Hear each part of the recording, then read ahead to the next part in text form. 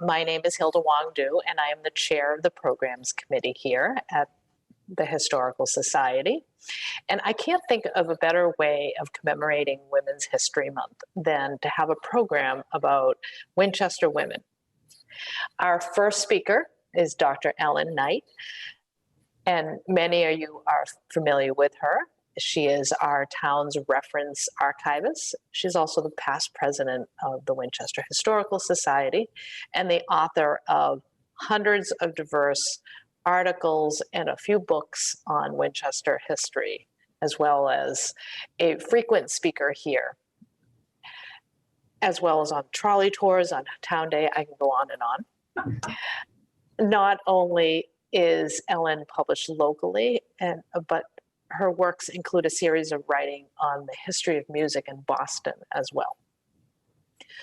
She will introduce our second speaker, author Edward Hamlin, a descendant of the Sanborn family, joining us from Colorado. So again, excited to have our Zoom capabilities so that we can have all these people coming from all different places. Also on hand and willing to field questions during the Q&A section is Mary Hamlin. She married the son of Helen Sanborn in 1955, and she is Edward's mother. Ellen, take it away.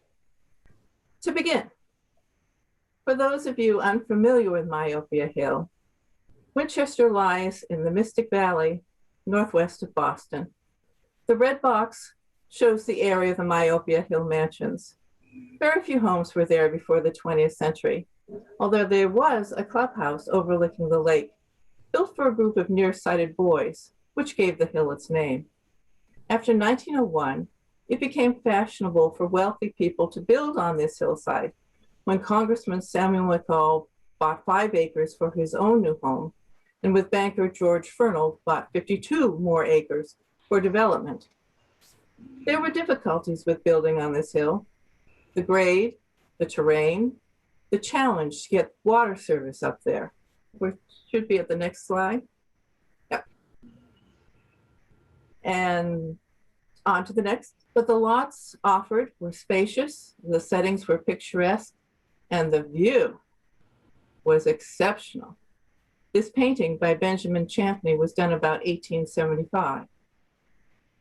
This photo of the lakes was taken probably early in the 20th century, and this about a century later. If I were to give a traditional history of Winchester, such as we have in Chapman's History of Winchester, I'd tell you that after Mccall built the first house, then the Honorable Samuel Elder, president of the Massachusetts Bar, did likewise, that Orrin Sanborn, son of the Coffee King, built on High Street. Banker-broker Jerry Downs purchased land for his Jacobean Revival Great Hall along Arlington Street. And William Shraft, heir of the Shraft candy business, built another great house, and so on. But this is not the traditional history. The men were indeed mostly an impressive lot, but so were the women. And this is true of the whole town. There are many untold stories of influential, accomplished, and history-making women all over. But I have a purpose in focusing on Myopia tonight. The women of Myopia Hill were a mixed lot. Some were born to affluence, but Bertha Shraft, before her marriage, worked in her father's drugstore in Reading. Lorena Sanborn was the daughter of a house joiner. They were homemakers, most were mothers. Many were artistic, most active in community groups. Tonight, I'm going to focus on a few of the standouts, starting at the Mccall Mansion, and Ella Esther Mccall, the wife of a Massachusetts legislator for 3 terms and U.S. Congressman for about 20 years, and First Lady of the Commonwealth for 3 terms. Not in Chapman, barely mentioned in her husband's biography, and as far as I can see, never ever profiled anywhere before now. She was, of course, the woman who ran the house and raised the children, 5 of them, But she was also into politics. A woman who, the Boston Globe said in 1911, for the last 16 years has been at least a half member of the National Congress. She went on to become an engaged First Lady of Massachusetts, supporting civic betterment for women and families. She enjoyed politics. In 1908, she was among the incorporators of the Congressional Club, a nonpartisan setting for associations among the spouses of members of Congress. Unfortunately, it was not always that nonpartisan, so she resigned and became active with the National Civic Federation. She chaired a section of the Women's Welfare Department, organized to provide for study and discussion of questions of national import, seek solutions, aid in the crystallization of enlightened public opinion, and when desirable, promote appropriate legislation. Mccall section acted as a sort of clearinghouse for civic betterment ideas, which members would distribute through their districts and states. A Boston reporter noted in 1912 that Mccall was, quote, one of the most enthusiastic women with whom I have talked. She has had a large amount of Republican literature in her Winchester home, which has now been sent out where she thought it would do the most good.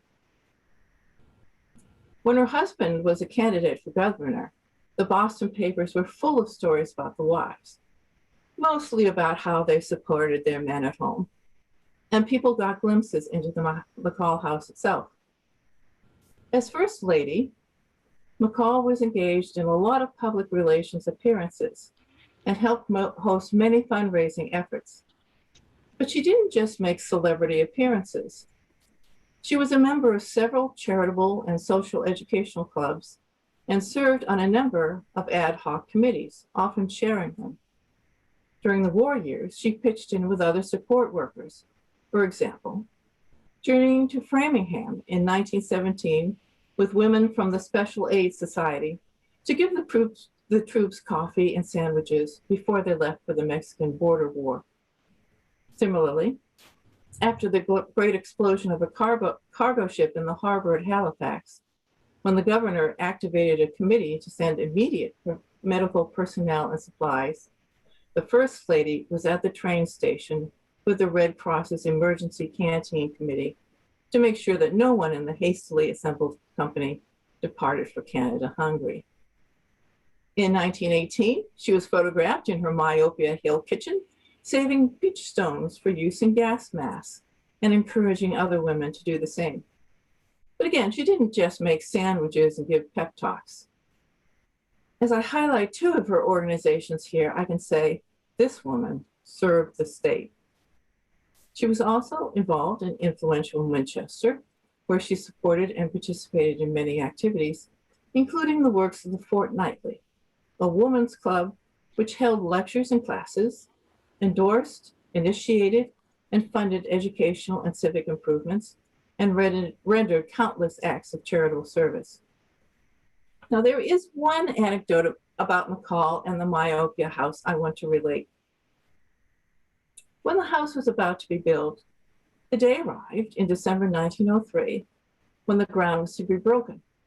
Mccall announced that she intended to take an active part in the proceedings. The contractors supposed that she meant turning the first shovelful of earth, but no. She said she desired to do more. Well, told her that there was not much she could do, since the ledge made it necessary to use a steam drill and dynamite. She immediately became interested in those tools.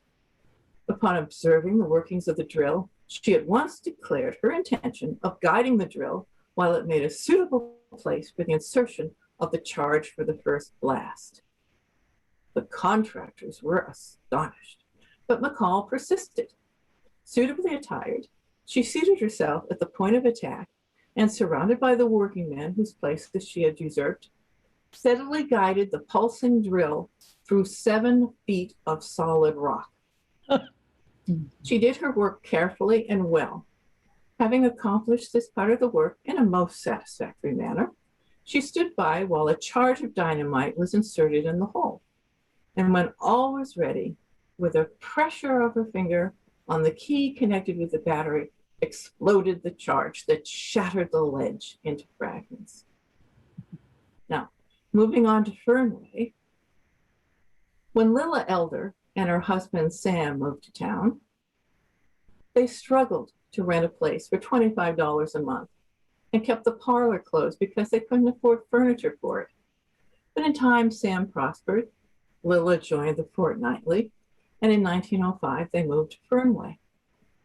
She was a graduate of Vassar, class of 1873, and was, the Winchester Star said, remarkably brilliant.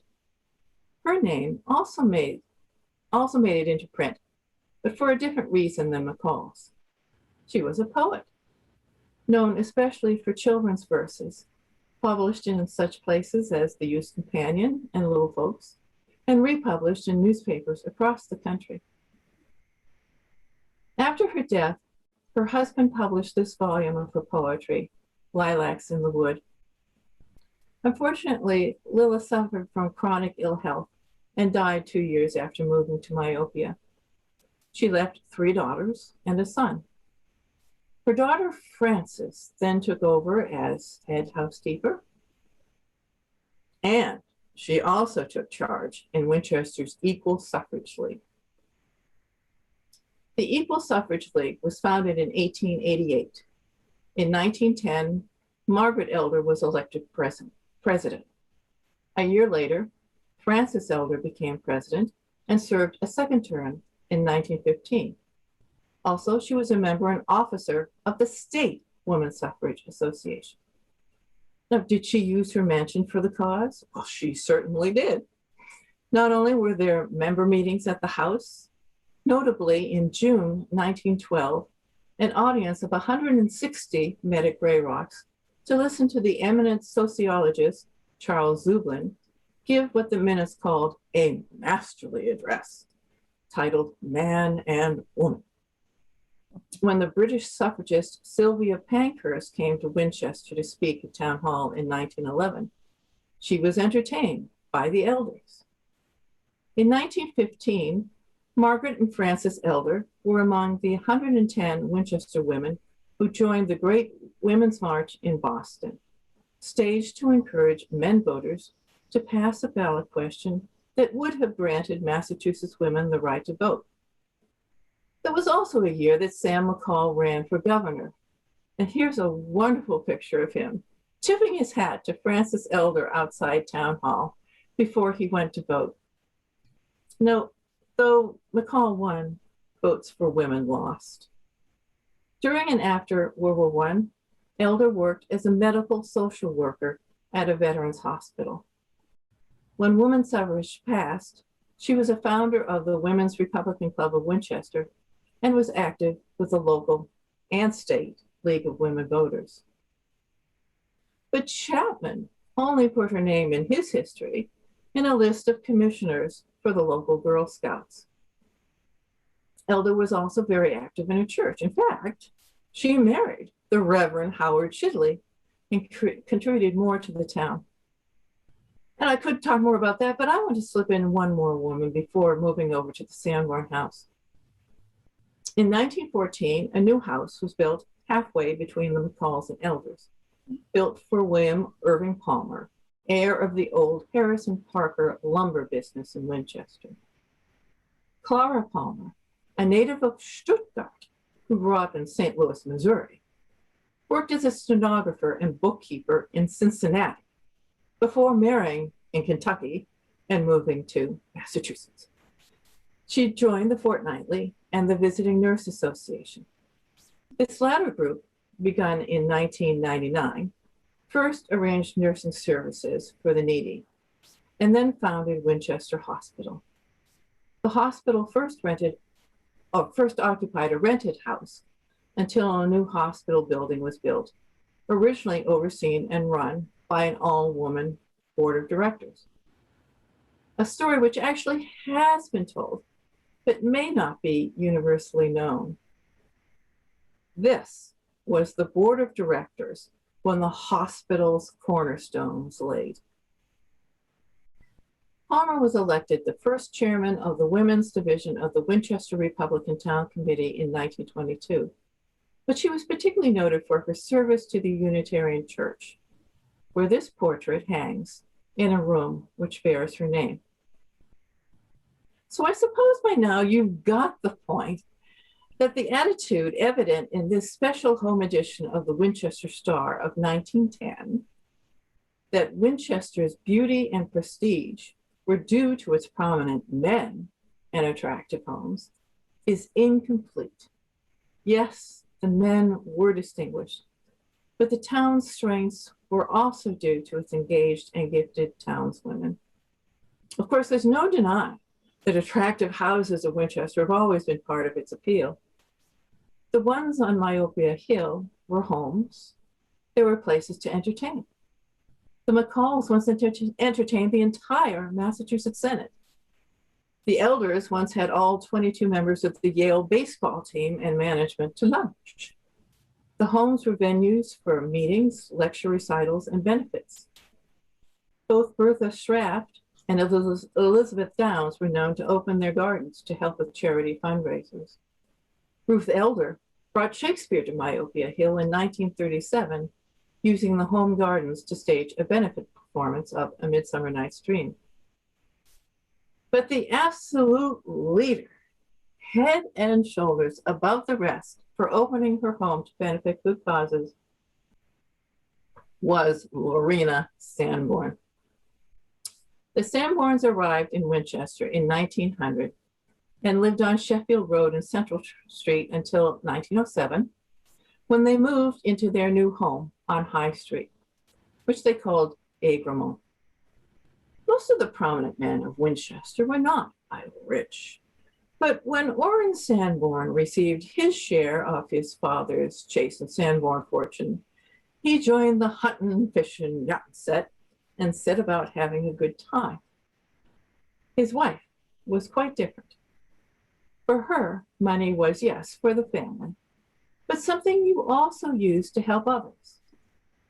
Before moving to the Hill, she was active with the Unitarian Ladies Friendly Society and the Fortnightly, and was a patroness or committee member of this or that social event. And the events multiplied after she moved onto the Hill. After she joined the Visiting Nurse Association in 1903, and especially after she moved onto its hospital finance committee, she showed her leadership skills and absolute dedication to her cause.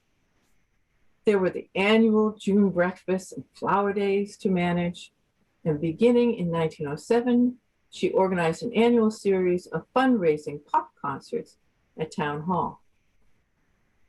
After the Cottage Hospital opened in 1912, the operating department was furnished by this committee, Sanborn personally giving the instruments. Further, she made the Sanborn House itself the setting for a string of grand social events, most benefiting the hospital, but other causes as well. In 1911, she teamed up with Winchester resident Mary Kellogg, who staged an aesthetic dance pageant at Egremont based on the story of Pandora's Box. The story was danced by a number of young women and little girls from families such as the Mccalls, Elders, Gins, and others. Music was supplied by members of the Winchester Orchestral Society. Scenery was loaned by the Castle Square Theater, and electrical effects were in charge of a member of the Boston Opera House. It was sensational. The Boston papers gave it a big splash. It was so successful, they did a similar outdoor show in 1912. And it was such a success that by popular demand, Pandora's Box was repeated at the Boston Opera House in April of 1913. This time, the dancers came from prominent Boston and Winchester families, the orchestra from the Boston Opera House, and decor assistants from the artist Herman Dudley Murphy, whose dancer Carleen Samoiloff was in the original production. And it was done in New York City under the patronage of that city's leading women philanthropists, led by Anne Morgan, J.P. Morgan's daughter. Because of Lorena Sanborn and Mary Kellogg, Winchester has a place in American dance history.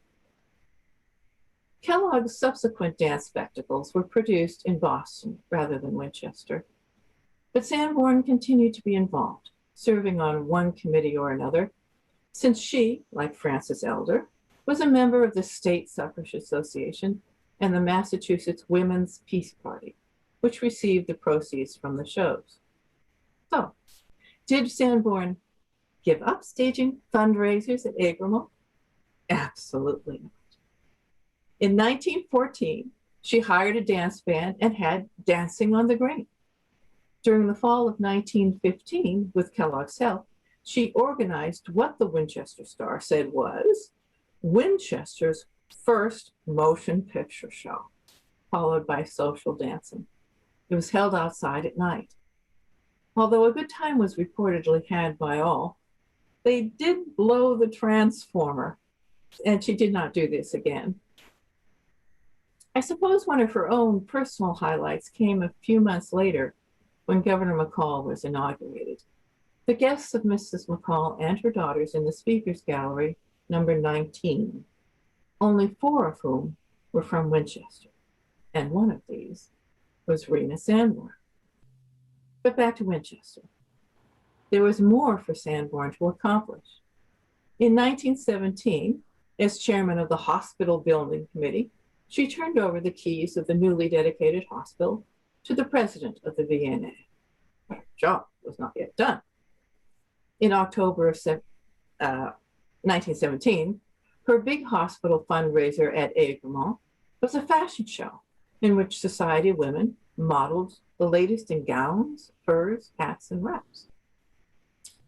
Now, before going further, I should note that there were 2 Sanborn women at the Sanborn house. It seems as though whatever Rena Sanborn did, Helen Sanborn did also. In 1912, for example, when Rena joined a group of Unitarian women who managed a soup kitchen for the children of strikers in Lawrence, Helen went with her. Helen helped with the fashion show. She danced in Kellogg's aesthetic pageants. Rena Sanborn often held benefit lecture recitals in her home. In 1918, Helen arranged her own benefit lecture recital at Agramont to help the Red Cross. The songs accompanied by Arthur Fiedler. During the war years and the influenza epidemic of 1919-1920, there were all sorts of relief efforts. When many nurses fell ill and townspeople pitched in to help, Sanborn organized daily deliveries of broths and other nourishing food to those who needed it. She volunteered her car to drive people to events and her house to be the collection point for paper and junk drives. Meanwhile, Boren ran through his fortune and sold the house at the end of 1920. Did this stop Rena from using it? Oh no. For 4 years, the house went from one real estate person to another without anybody buying it to live in it until 1925. So what did she do? Well, she had been a suffragist and marched with the elder women in that 1915 parade. And once women had the vote, she became active in the Women's Republican Club and more visible in politics. She hosted meetings of the Winchester Coolidge Club and had political speakers at her home. She published an endorsement for a candidate, hosted a rally for another, and held a reception at Agramont for Lieutenant Governor Alvin Fuller. But the biggest, the splashiest thing that she and Helen did was to present an annual horse show as a benefit for the hospital.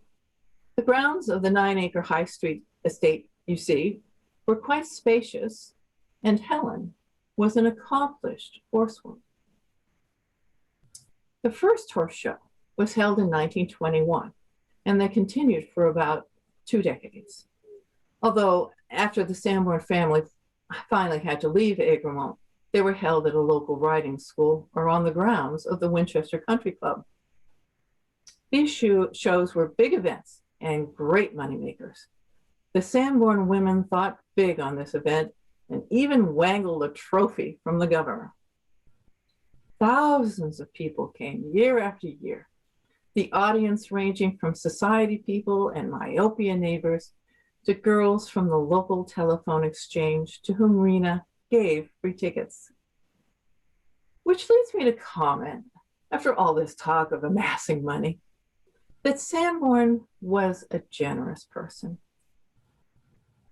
One who knew her said, she was really a character, rather ordinary person, a very good heart.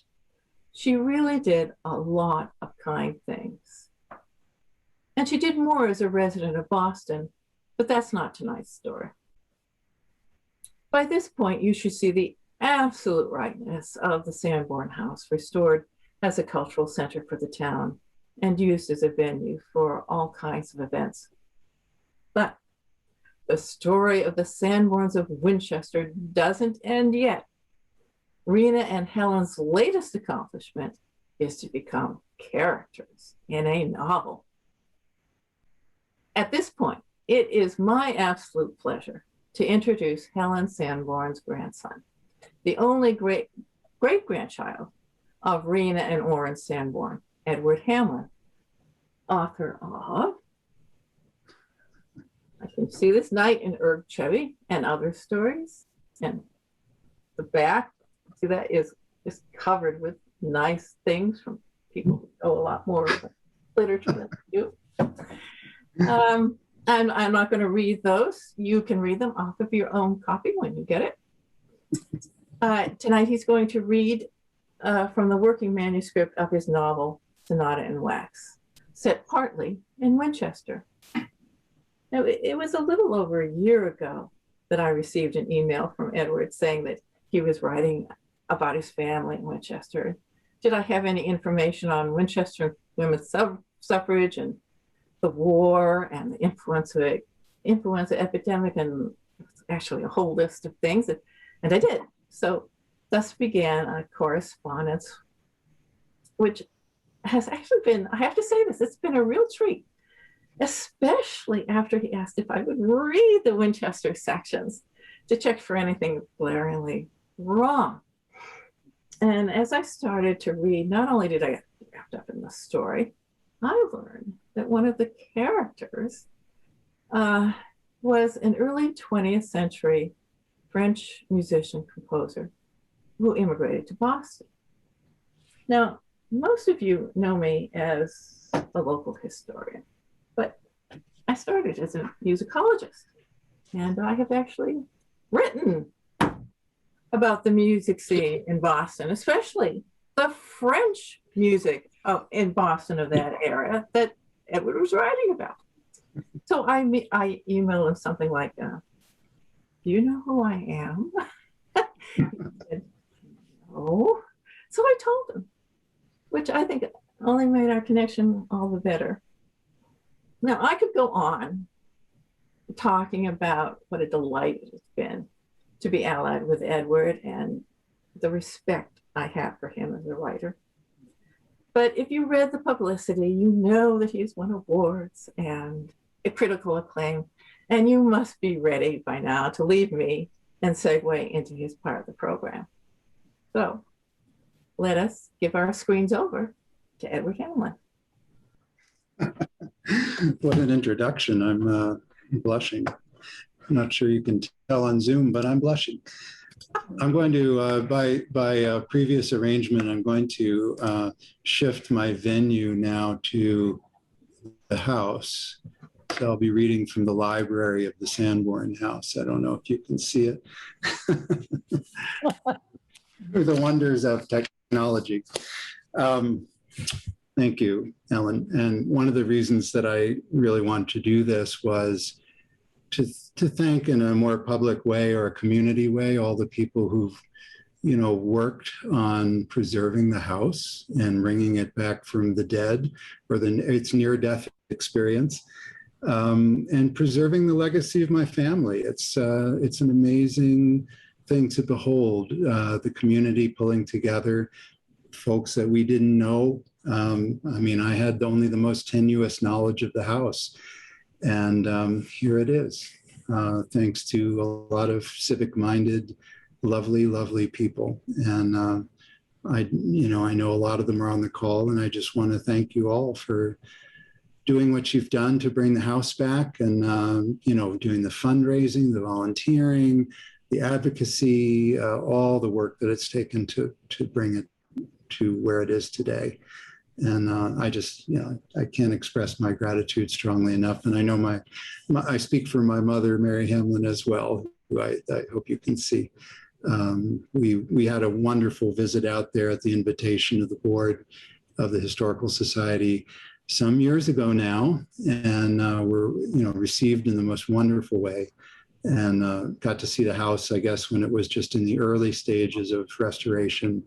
And nothing could have been more exciting. So thank you. And thank you, Ellen, for all your collaboration. As I was watching your PowerPoint, I was realizing that every time we communicate, I learn new things about my family. You know much more about my family than I do. And this presentation, I learned about 50 new things about my family. So that's just great fun. And as I've said to Ellen, her fingerprints are really all over the story and all over the book, in the best possible way. So I'm going to read just a couple of short excerpts from this working manuscript. And as I said to the hosts before the thing started, usually when I've read from an unfinished manuscript, it's for other writers, not for the general group.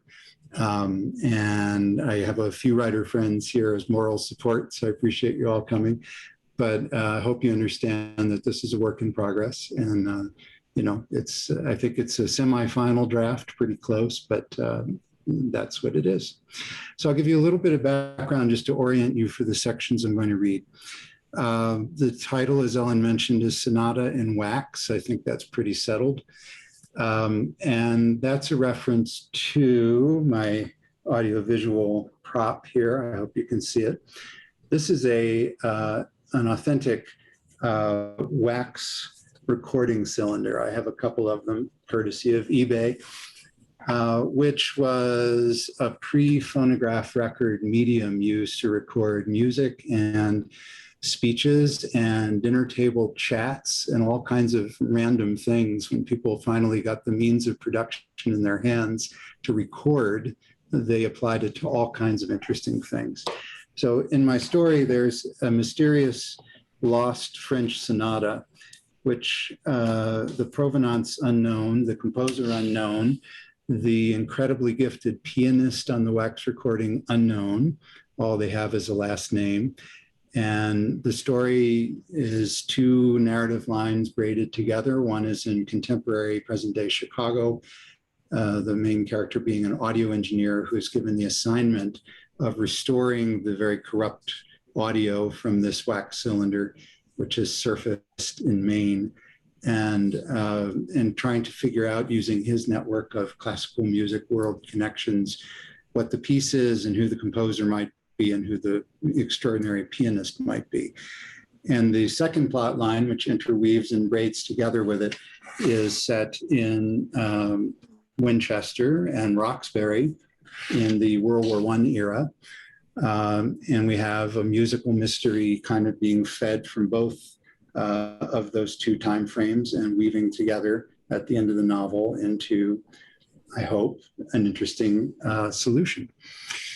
So I'm going to read two pieces. One is an excerpt from 1915, August, and the other we're going to spin forward until November 1918.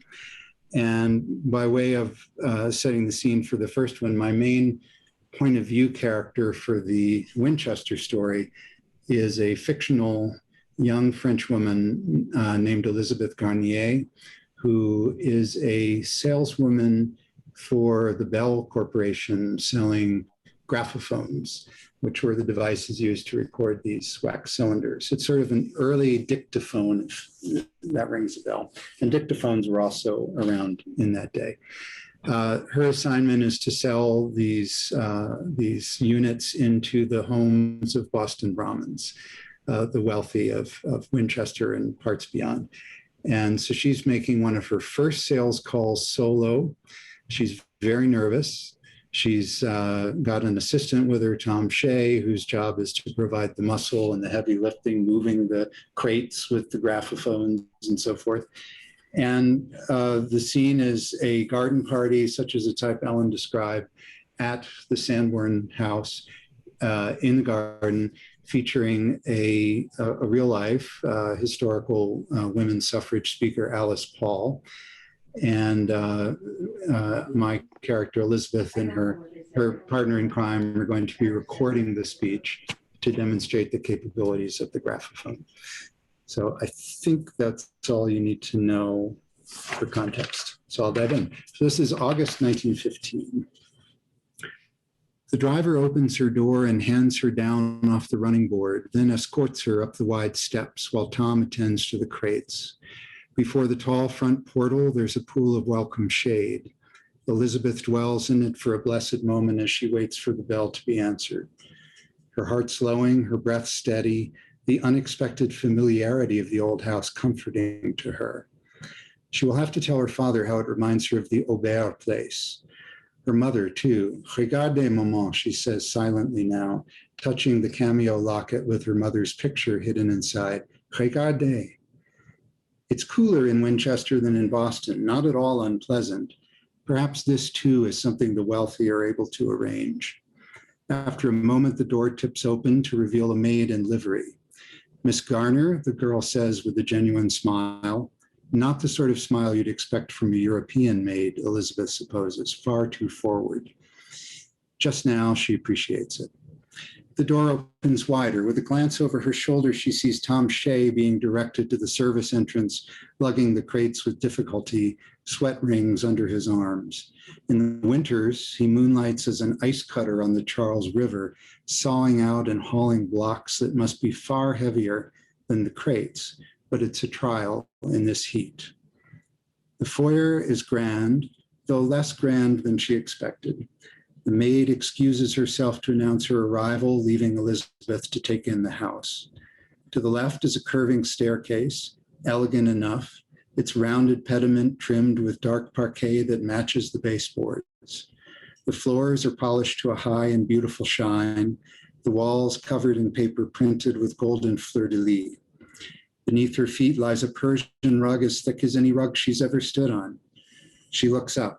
Adorning the sloped underside of the staircase is an ornate floral design in molded plaster, which looks to be very fine. Above the first landing, vibrant with rich scarlets and greens in the midday sun, is a large Tiffany-style window, a stained glass scene of a fountain and gardens. Through the closed double doors to her right, she hears constant commotion. Servants readying the house for the afternoon's festivities, she imagines. But where are the Sanborns? As the wait stretches on and her heart gathers speed, she wonders whether Mrs. Rena Sanborn will make a grand entrance down the staircase, or whether Mr. Orrin Sanborn will come bursting through the parlor doors, riding crop or whiskey glass in hand. No, she tells herself, not for me. She's only a saleswoman after all. Whatever airs she affects, they'll surely be aware of this, even if they're guests or not. Though the old friendship between Mr. Sanborn's late father and Alexander Graham Bell should count for something, she's not sure it can save her from making a fool of herself. Elizabeth prepares herself as her mother would have done. She adjusts her hat, checks her posture, straightens her spine. She'd like to powder her long neck, but there's nowhere private to do so. She tries to make her peace with the uncertainty of the moment, readying herself for whatever manner of greeting the Sanborns might offer. Something tells her she'll be better served if she's deeper into the house when they arrive. To wait just inside the door is to say she doesn't belong in such a grand home. With a few steps, she positions herself over the ornate central figure of the Persian rug and clasps her hands high at her waist, as if tucking them into an invisible muffler. The weight dragging on and on to the point where she wonders whether the maid somehow misunderstood who she was or failed to relay her arrival to her hosts. The longer they keep her waiting, the less convincing will be the necessary masquerade. No young woman of means would be treated in such a manner, surely. But she has no other choice. She's entirely at their mercy. Perhaps she should have given her notice to the company after all. Miss Garner, a young woman's voice close behind her, breaks the spell. Has my mother kept you stranded here like a refugee? I certainly hope not.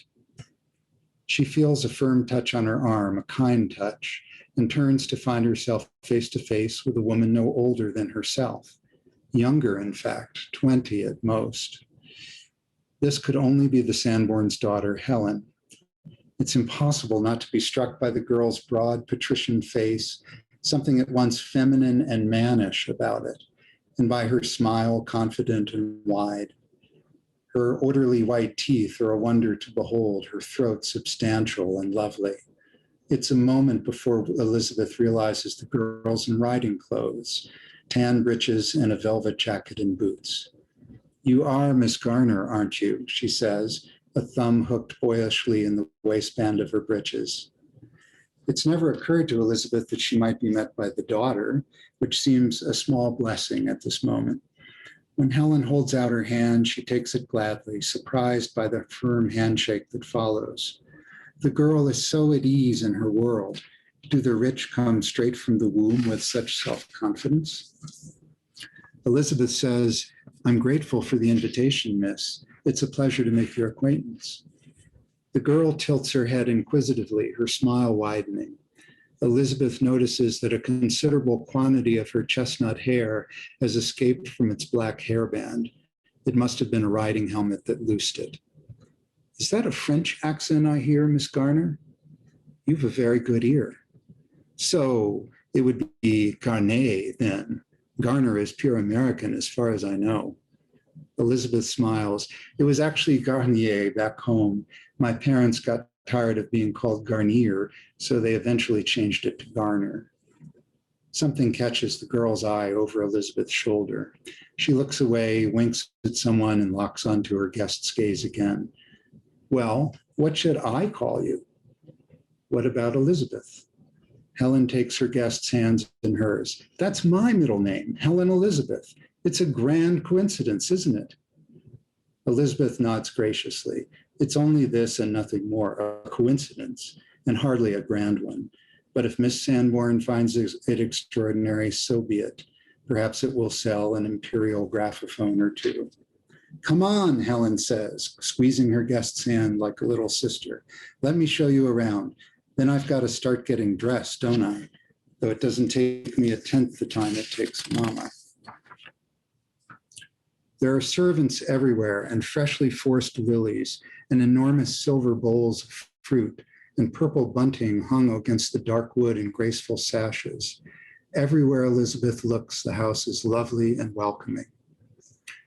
The girls' tour of the first floor is undertaken at lightning speed.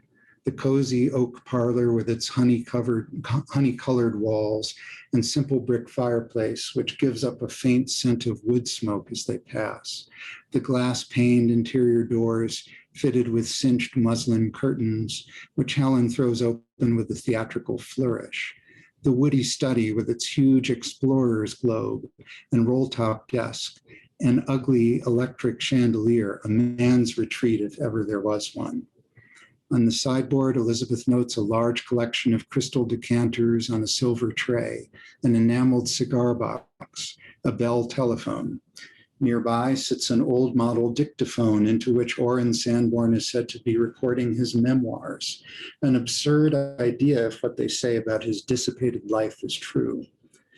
On the west wall hangs the stuffed head of a buck with shellacked antlers, its melancholy gaze permanently locked on a set of fish paintings arranged on the opposite wall. For a moment, Elizabeth and Helen are alone in the room. With a mischievous smile, the girl rolls back the lid of the roll-top desk to expose a disorderly heap of papers, dozens of slips and scraps and angrily crumpled bills, a stunning bit of disarray in the midst of such careful housekeeping. Father, she says with a shake of her loose curls and closes it again, pulling Elizabeth toward the double doors that lead into the next room. Her riding boots clack across the floor. And now for the best part, she says, stepping back to sweep her arms toward the coffered ceiling of the music room, the place where the magic happens. It's a lovely room indeed, with 3 French doors overlooking a garden of cream and white roses, each door crowned by a crescent window through which sunlight is pouring. The polished floor sparkles like a mountain brook. Along the walls stand comfortable chairs, gilded and very French, their carved woodwork done up in gold filigree. But it's another furnishing that stops Elizabeth in her tracks. In the far corner, facing into the room, sits a snowy white grand piano, lid raised and ready. White everywhere, Elizabeth reflects. The piano, the pearls, the roses. It must be the color of summer money in America. Why do the rich wrap themselves in it? Okay, we'll stop there for the first excerpt.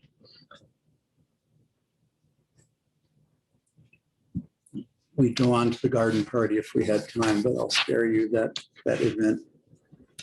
So now we're going to roll the clock forward about 3 years. Now it's November 1918. We're about 100 pages later in the book.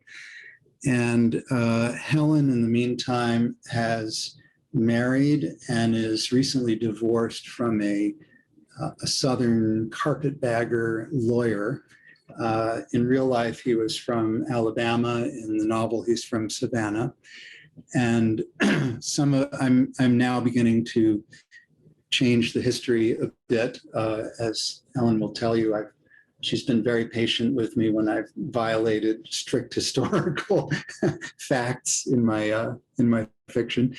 But this is not actually the exact timeline that my grandmother lived through. But she did have an early marriage to a Southern lawyer, which ended after a few years, didn't last very long. And they were living in New York. Some of what's going on in New York in my book is not what went on for them, but that's okay. And after this, I have Helen moving to Maine. So at this point, Helen has lived in New York. She's now living in Maine. We are in the last throes of the war. It's November 1918, not long before the armistice. We're also in the thick of the flu epidemic, or in the influenza epidemic. And that's the setting for this next little section, which is a bit shorter than the first one. Oh, and Elizabeth is living in Roxbury. She had been living there with her father, but her father is now dead. And I won't spoil it, but he's gone. And she's been living there alone. And at the moment is living at the Sanborn house, as you'll find out. Had Helen abandoned New York and returned to her childhood home, she'd barely have recognized it. Not since the height of the social season had there been such a crowd in the house, though, unlike the usual guests, these visitors were bedridden and feverish, flushed and sweating, the influenza's mahogany blotches marring face after face. With barely a second thought, Rena Sanborn had transformed her comfortable mansion into a plague ship. Within 10 days of the influenza's first appearance in Winchester, she bundled Jack and Jimmy and Cabe off for their own safety to her late father-in-law's thoroughbred farm in Maine, permitting only a cook, a maid, and a groom to stay on there with them. All 3 boys had insisted on bringing Sammy, the family Dalmatian. A few days later, after an emergency meeting of the Winchester Hospital Board, in which it was made clear that there weren't sufficient beds to receive the frightening surge of cases, Rena Sanborn resolved to convert her home into a spillover infirmary. The large kitchen would produce not only food for the medical staff and patients, but considerable quantities of beef broth, which Rena herself would assist in delivering each noontime to the hospital proper and to a handful of families in need. Agrement's large ballroom, study, library, and game room would be converted into sick wards, the parlor into a triage station, the wine cellar into a holding area for the dead. The music room and the 3rd floor would be done up as sleeping quarters for incoming staff. With astonishing speed, Egremont was transformed into a kind of field hospital, the rows of cots filling quickly with every sort of patient, from farmers to homemakers to the local Presbyterian minister, Reverend Guthrie. The study was reserved for doughboys taken sick at nearby Camp Devens, whose own infirmary could no longer bear the load. Already more than 800 cases, a number Rena found alarming in the extreme. Through the good offices of the Boston Red Cross, a detachment of nurses took up residence in the house, and intake of patients began, the cots filling to capacity in a matter of days. What was lacking was a doctor to oversee things.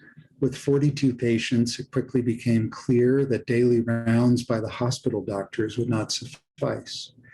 The death of Reverend Guthrie on the infirmary's second night in operation so shook Rena that she prevailed upon a doctor friend to telegraph the Mayo brothers in Minnesota, pleading with them to send a doctor from their new clinic. Rena would pay the train fare and provide suitably private accommodations in the carriage house. None could be spared. Only after a conversation with Major Mahogue, medical director of Camp Devens, did a solution present itself. Under Mahogue's care were 2 medics and a gifted doctor, recently shipped back with mortar wounds sustained at Belleau Wood, who might fill the need. Captain Charlie Westerlake was dispatched to tour Egremont, firmly suggesting along the way the separation of cases by severity and an ironclad policy regarding the use of surgical masks, already taking charge. A few days later, he returned with Lance Corporal LeBlanc and Sergeant First Class Lazar in tow, each man with an army duffel slung over his shoulder. Mrs. Sanborn had her doctors, or 1 doctor and 2 battle-tested medics, to be more precise. She decreed to the staff that all 3 would be addressed as doctor out of respect for their sacrifice in France. The next challenge was to find enough volunteer orderlies and nurse assistants to support them. The small band of Red Cross nurses couldn't do it all. She applied herself to the task immediately, corralling Mrs. Berger, her fellow hospital board member, and a judge's wife, into putting the word out by all channels. When Elizabeth read Helen's account of this grand mobilization, as relayed to her by her mother, she knew what she had to do. With a telephone call to Mrs. Sanborn and a brief discussion with Jack Rhymes, her manager at the Bell Company, it was quickly settled. Jack was shipping out himself. He could hardly deny her patriotic request for leave. Mrs. Sanborn had offered to cover all her expenses, including rent on the Roxbury apartment, to free her for volunteer work. The very next day, Elizabeth made for Egremont, her feet solid and sure on the ground for the first time in months. Elizabeth has fallen into the habit of strolling the neighborhood before going up to bed. After joining the others for supper in the kitchen at the end of her shift, Mrs. Sanborn, her faithful breakfast companion, preferring to dine upstairs, she changes into a looser blouse and skirt, unpins her hair, dons her woolen wrap, and lets herself out through the grand front entrance. There's a little thrill in opening the heavy door, as if she can't quite believe she's free to come and go at will. Egremont may be her home for the time being, but the young Bell Company saleswoman who stood nervously on these same steps 3 summers and a lifetime ago would have scoffed at the notion. Yet here she is. She may not enjoy the same status as the doctors, but as Helen Sanborn's good friend and Rena Sanborn's protege, Elizabeth Garner inhabits her own place of privilege, enough so that she's never invited to go along on the other nurse assistants' excursions into the town. She prefers to walk out alone anyway, relieved of the need to make conversation with girls she'll likely never see again once the infirmary disbands. By the end of a long shift, saturated with suffering and death, she's far from good company. She can barely speak at all. She doesn't know how the others manage it. Some of the younger staff leave the ward chatting as brightly as schoolgirls off on summer holiday, the misery of the patients put behind them as easily as a final exam. Elizabeth, on the other hand, leaves the ward barely breathing, as if her patient's struggle for air has seized hold of her too. In the evening, she needs silence and calm, not banter and gaiety. She needs to find her center, to teach herself yet again how to breathe. Nor does she care to expose her thoughts to strangers. She'd confess to no one in particular the disturbances that have invaded her dreams almost every night this week, the flashes of distorted memory, the flashes of raw panic, black bordered telegrams bearing her father's misspelled name, her mother's sweaty forehead and jaundiced eyes, the red bag of chastened Sanborn coffee that her excitable papa had presented to her on the day she was to visit the Sanborns for the first time, becoming in her nightmare a bag of baby vipers.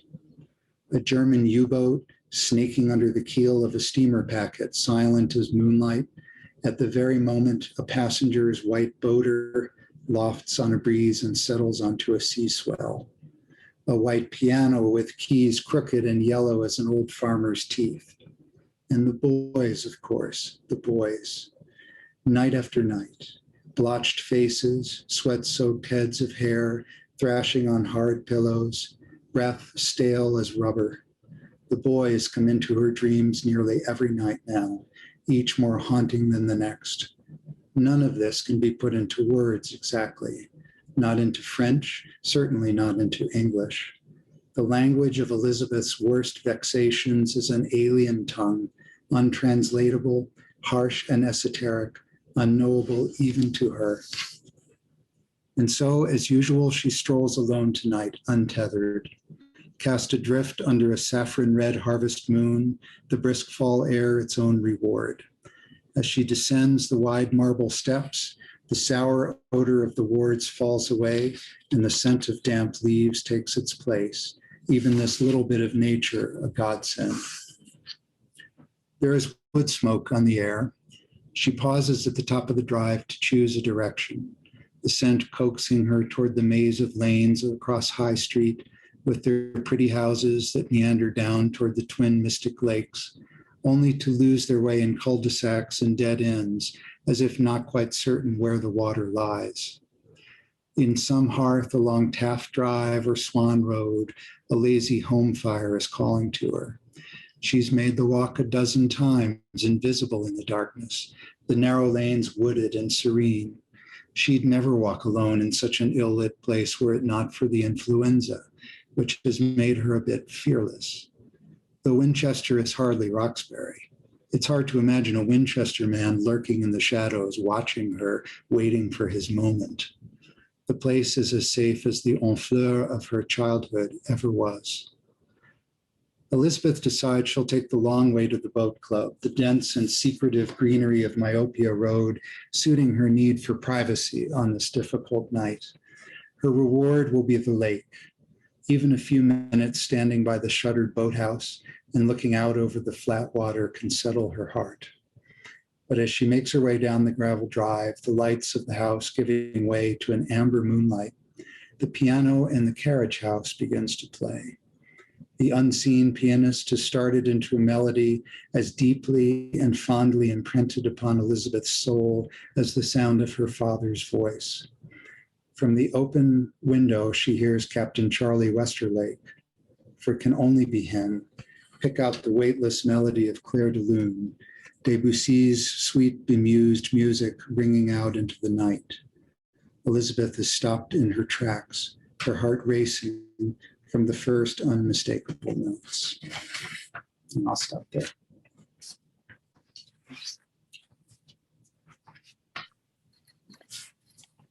Wow. I can't wait to read the book. That's wonderful. Good. When are you publishing? That remains to be seen. I have to finish revisions on the book, then I'll give it out to some trusted beta readers, some trusted readers. A few of them are already on the call. Some have been reading it right along, including Helen. And then it goes to my agent, and then she does her best to find a home for it. So Fabulous. Yeah. What questions do people have for Edward, for Ellen, for Mary? Well, one thing I'd like to note is another opportunity to thank Mary for her generous donations. We have some beautiful additions, and I'm thinking of the in the front hall, right near the entrance. And so thank you, as it certainly adds so much grandeur to the house, and to know that they're original pieces. Thank you so much. Hi, this is Michelle, if you can hear me. One quick comment and a question. I'm thrilled, I love the Sanborn, and I'm thrilled to have my Aunt Audrey be joining from the San Jose, California area. And we discovered a number of years ago that my aunt actually lived at the Sanborn for some time when she was attending Marycliff Academy. So we have a special relationship there. But my question to Edward is, when the book is finally published, will you come to Winchester and the Sanborn to do a reading or a book signing, or maybe a grand party for ladies? It would be my absolute pleasure. If invited, I will attend. Oh, absolutely. Great. And actually, I'll call out to a dear friend, Charles Haverty, who's on the line. I don't know who can see him. There are a lot of little tiles there, but Charlie is a dear writer friend of mine. We published our books at the same time, so we were kind of pregnant together, if you will, with our books. And he and I were talking to Tom Sevigny, who's also on. Hi, Tom. A few years ago about doing a joint reading at the Sanborn House, because we thought it would be so fun. And Charlie's local. I think, Charlie, you live in Brookline now, correct? I think so. Yep. So maybe we'll be able to get that band back together and do something. Great, thank you. I have a question for Ellen. I think at some point a Presbyterian minister was mentioned. Was there a Presbyterian church in Winchester at one time? And if so, where was it? No, it never was. But I told Edward that, but I said, but if you keep Presbyterian in, you're not making up that an actual, you're not trying to present that an actual minister of Winchester Okay, was there. Okay. Got it. Ellen, Thank you. Ellen and I have had many such negotiations in the last.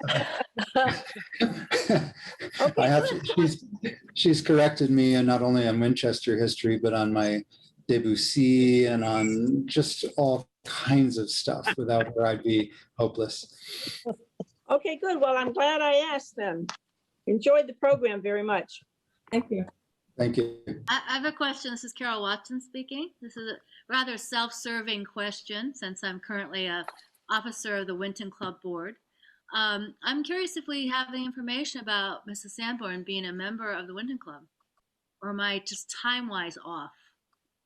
I have never seen anything that would connect her with the Winton Club. I haven't either, but it seems so strange that she wouldn't be. Although you don't mention the Episcopal Church, and the Episcopal Church was one of the initial women in the Episcopal Church were the initial founders of the club. Well, But she was so involved in establishing that first building. It seems strange she wouldn't have been a member. But the Winton Club started out with young women, and Mrs. Sanborn was older. At that point. Yeah. Maybe Helen.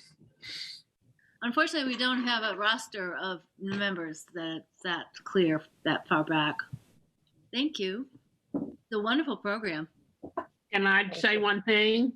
It meant a lot, Edward, to see the pictures of the house and the people, and I hope you can include some photographs.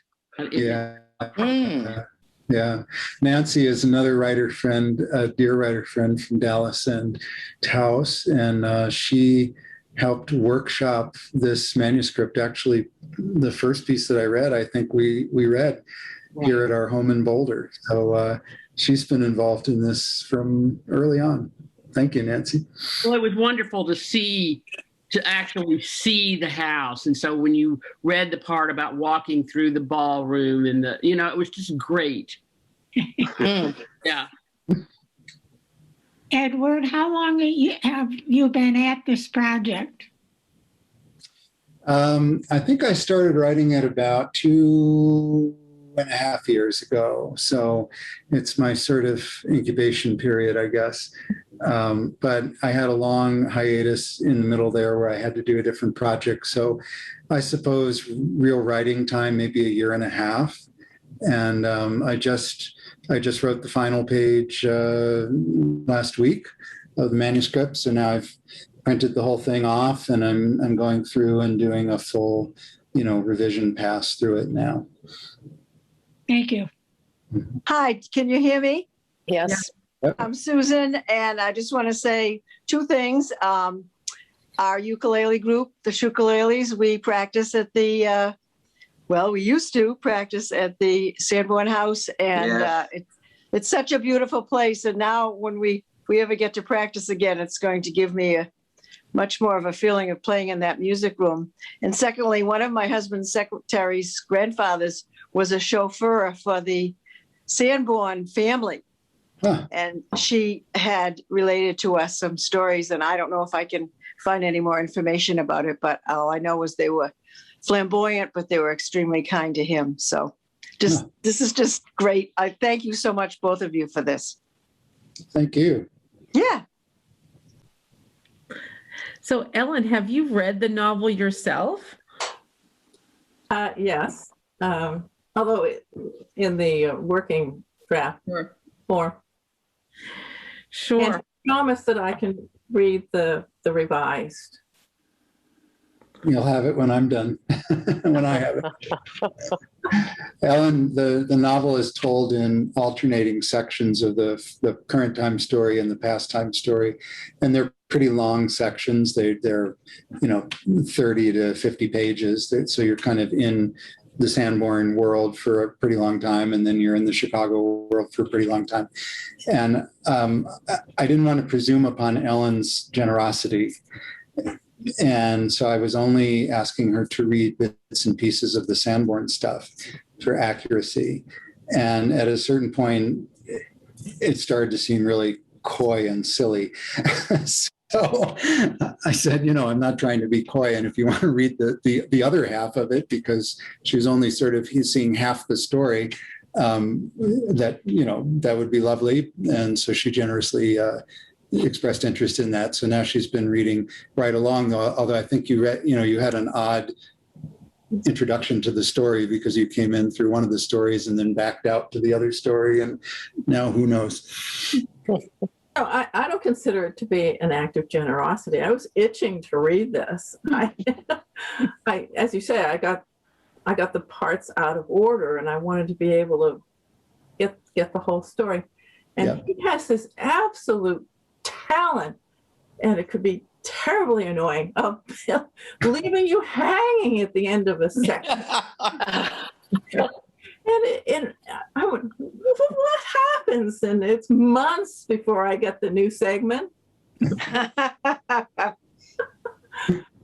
Good. I'm going to make him blush just a little bit more. This book is my favorite of everything of his that I've read. And it's not really because of the Winchester part. My favorite parts are actually, and I can't say too much about, but in the modern time, there's a guy named Ben, and Ben has various musical moments, and the way he describes Ben and the music is just captivating. And I was drawn in, and I just could not stop reading. And I can't tell you the story, but it's a good story. Thank you, Ellen. Yeah. And it shares something with all of his writing that is a marvelous command of the language. There were times I'd be reading along and it'd stop, and I'd reread something just because the way it was written. And it might be a sentence, it might be a phrase. If there was one point, there were 2 words, and I just got stuck on those 2 words. And it turned out that those two words were very important to the overall development of the story. So Yes, when it's published and when he comes for the book signing, I will chair the committee. Thank you. Excellent. What other questions do folks have? Ed, I have a question. Audrey does. Audrey Lynch. Thank you. This has been a very exciting, sudden experience for me, this invitation from my niece, Michelle. And I just wonder, and I don't want to be too personal of the author, but what are maybe some of his strongest and most poignant memories of his grandparents? So I don't have a lot of memories of Helen because she died when I was 3. So very sketchy memories of her. I do remember us visiting her and her second husband, my namesake, Edward Hamlin, in Florida, where they had a house. I remember, being on the beach with her. I mean, but just the way a 3-year-old would remember, very impressionistic, more almost sensory memories than anything. I do remember a little bit more about her second husband. He lived another 5 years after she passed. And, I remember them giving me my first microscope. I mean, little things like that. I think they spoiled me to death. And I might be making this memory up, because you can see I make stuff up pretty well. But I have a vague memory of visiting them in their Beacon Street apartment in Boston. But that may be a false memory. I can't say for sure. My mother certainly remembers a lot more than I do.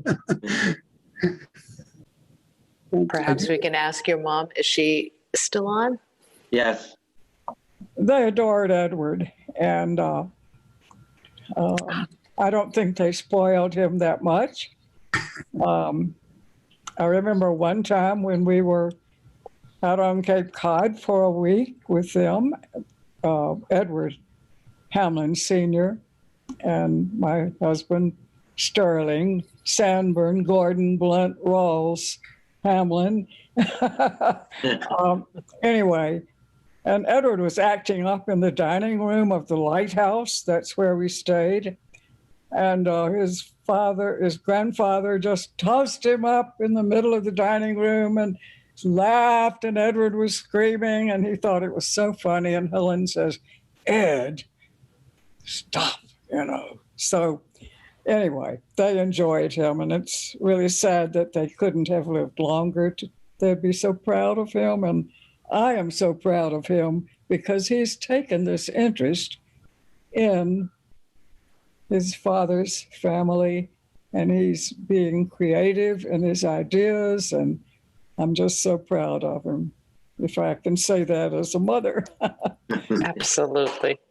Well, and Mom, I should point out that you were the one who started really doing the genealogy work on the Sanborns. The Martins first, I think, my mom's side of the family, but then she really delved into all the Sanborn lore and the genealogy when the tools available to do that were not quite as easy as they are now. But I still have a folder this thick on my desk of all your research. So, and also Blunt Rawls, who was Rawls, right? Your grandfather. Right, biological grandfather. I mean, your father. Your grandfather. I mean, grandfather, yeah. Yeah, right. Is this a new revelation? We also know a lot about their family, and in a way, not as glorious as the Sanborn, but quite interesting Southern family. So, yep. Right. Fabulous. What other questions? I'm Lisa sorry. Roberts was trying to dive in there. Yes, he was. Hi, Mary. Hi, Ed. Hi. I would, and this is maybe a good follow-up to some of the things you just said, Mary, but I'm interested. I have, read most of the manuscript, except for the last section. So, but having said that, I'm interested to hear a little bit more about the genesis of, apart from Helen just being, not just, but an interesting character, a relative, the genesis of the idea for creating a fictional story in which she figures quite prominently, and whether that has to do with, making your own family history live on, or whether she kind of fit into something you were toying around with in your mind, or early in the this presentation there was a slide that said fact and fiction, which I think is an incredibly interesting tension here. It would have been easy to just write fiction, but you chose Helen, you chose an actual character. So I'd be interested to hear a little bit more about that choice. Yeah, it's a good question. I wish I had a simple answer to it. I probably don't have a very coherent answer to it, but I guess in some ways I was very influenced by our visit out there. Paula and my mom and I went out and saw the house, and went off to say hello to the family at Mount Auburn Cemetery, and had lunch in the family dining room and all. And that did make a deep impression on me, and just the gracious welcome that we received certainly also. So I think that was probably the germ of the idea of writing about that place and that time. And, I think as for focusing on Helen, my main character in those historical sections, as you know, Lisa, is this young French woman, Elizabeth, who is fictional. But I didn't want to try to project myself into my historical grandmother's experience of her world. That seemed a little presumptuous. So I wanted to have one step removed from that. And that's why Elizabeth is a nice lens for me to kind of experience things. And then, of course, in the writing, I had to kind of imagine, okay, so who was my grandmother when she was a 20-year-old ingenue in Winchester, Massachusetts? And that was hugely fun. That was just great fun to try to imagine, and to, what did her voice sound like? How did she move? How did she dress? How did she act? What did she say? What were her attitudes? All these things were a discovery process. And I think, the Helen in the book is certainly not Helen Sanborn anymore, probably never was. And as I mentioned, as the writing evolved, the plot took me in directions where I had to make a lot of micro decisions about whether I wanted to deviate from the history. For about a week, briefly, I gave her an illegitimate child, and then I decided I couldn't do that to her. So, a lot of decisions along the way, but yeah, it's not a very satisfying answer to your question, Lisa. I'm sorry, but one that you can keep pondering. Yeah. No, it's a very interesting answer, and I didn't know she didn't have the illegitimate child anymore. No, right. You need to read the latest draft. No, she has a miscarriage, and I have no information on whether that's true or not. That I made up. But that seemed like a shorter stretch than an illegitimate child. So always. That's why I'm afraid to read at the Sanborn house, because I think the ghosts will, stomp me. Any other questions? Well, thank you very much. Thank you, Ellen, for framing our backdrop to Edward and to Mary. That was a great story. We really look forward to publication, and hopefully we can have you back for a reading that would be great fun. In person in the Sanborn house, and we won't have to deal with fake backgrounds and so forth. You can be in real time there. I want to thank you, Electra, for putting it up there. I wanted to make sure that everybody knew what our next event is. It's actually part 2 of the history of music that we had, I think, a few weeks ago with John Clark. So we thought it was a great program, and it would feel quite incomplete if we didn't finish up with part 2. So please join us again on March 25th. And with that, have a lovely evening, and thank you everybody for joining in tonight. Thank you again. Thank you. Thanks, everyone. Thank you so much. Thank you, Ed. Thank you, Mary. Good night. Good night.